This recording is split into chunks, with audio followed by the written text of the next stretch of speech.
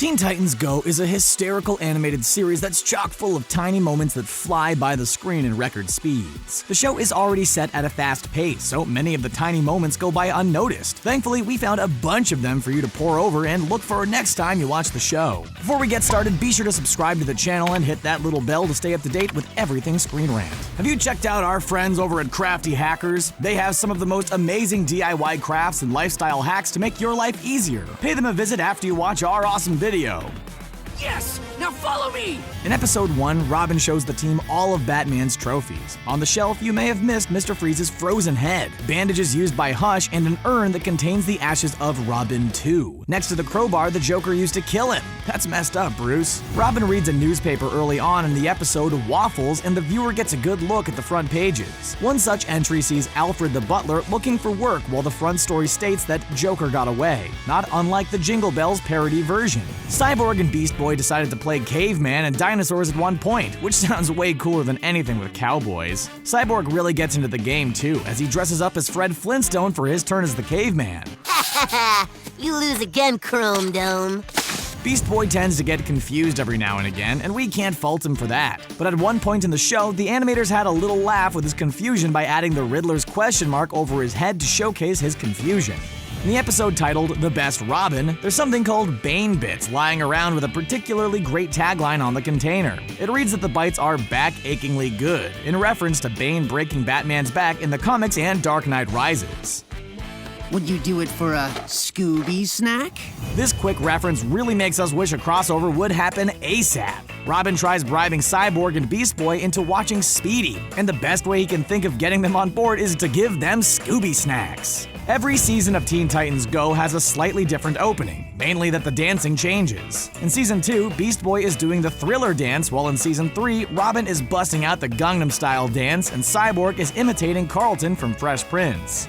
In the fan-favorite episode, La Larva de Amor, the Titans can be seen having a milk mustache contest, and things get intense quickly. Robin ends up as Mario, complete with a hat and question mark cube, Raven as Gandalf, and Beast as Chewbacca, complete with bowcaster. Remember Nyan, the internet sensation that drove you crazy? Well, Teen Titans Go didn't forget. In Pie Bros, Beast Boy draws a picture for Cyborg's birthday. The illustration features both of them flying through space with a colorful ribbon behind them, just like Nyan.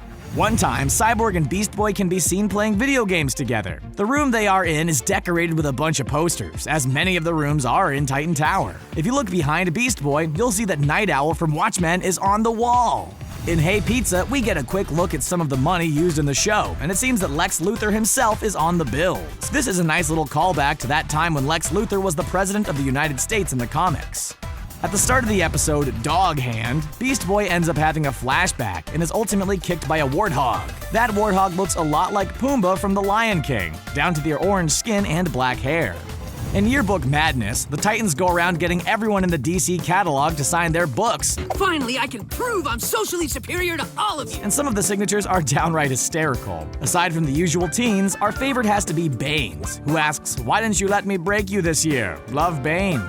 Starfire has a collection of stuffed animal dolls in her room, but if you take a closer look, you'll notice that the dolls are actually caricatures of DC heroes and villains. You can see Bane from Dark Knight Rises, Batman, Robin, Green Lantern, and The Flash on display. After winning a game of basketball in the episode Artful Dodgers, the gang all bust a move in celebration. Take a quick look at Cyborg, who is totally doing that signature back and forth dance from the Charlie Brown Peanuts animations. There's a musical number in the show called Last Breath, and we get a quick shot of a graveyard. On the tombstones, we actually see the names of Jason Todd and Martha and Thomas Wayne. All three of them are important people in Batman's life who were killed.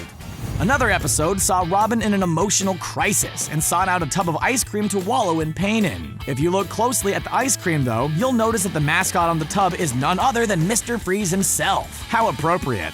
It seems like Nintendo might exist in the world of Teen Titans Go. Beast Boy makes a casual reference that he believes all gorillas and crocodiles are sworn enemies, not unlike Donkey Kong and King K. Rool, king of the Kremlings. Cyborg hooks himself up to the mainframe in Titan Tower, but things end up going haywire when he starts losing his humanity. The end result is him acting and looking a lot like Hal from 2001: A Space Odyssey, and even quotes the line, "I'm sorry.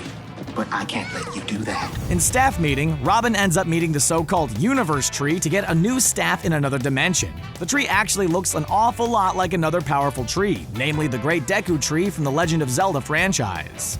In Burrito vs. Burger, Beast Boy and Cyborg have a battle for the ages in finding out who has the better food. They have a massive competition with both Titans issuing battle commands not unlike those from the Pokemon series. In one episode, the Titans have to go through a series of doors in order to get to a computer. The very first door that they're faced with is a circular door with 101 plastered in the center, which is a direct call-out to Fallout 3's Vault 101.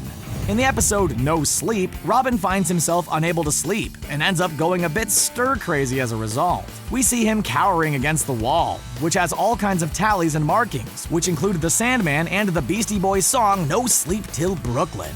In a blink and you'll miss it moment, the animators slipped in a little joke concerning Darkseid, who's basically DC's version of Thanos. So scary. In a comic left open on the ground, we can see what looks to be Darkseid with a little heart icon over his head. Robin decides to gel his hair, which of course means that Beast Boy is going to question his unusual fashion sense. Distraught, he tries to make a new hairstyle and ends up getting Goku's signature haircut from Dragon Ball for a brief moment. Okay, I'm bored. Hey, before we sign off, don't forget to check out our friends over at Crafty Hacker's YouTube channel. If you're all about making life easier for yourself, they have some amazing DIY crafts and lifestyle hacks that will help you do exactly that. Leave them a like and let them know ScreenRant sent you while you're there. That's it for now, everyone. Which blink and you'll miss it moment did you miss in Teen Titans Go? Which is your favorite? Did we miss any that you're aware of? Let us know in the comments below and be sure to like this video and subscribe to the channel for more videos just like this in your playlist every day. Thanks for watching.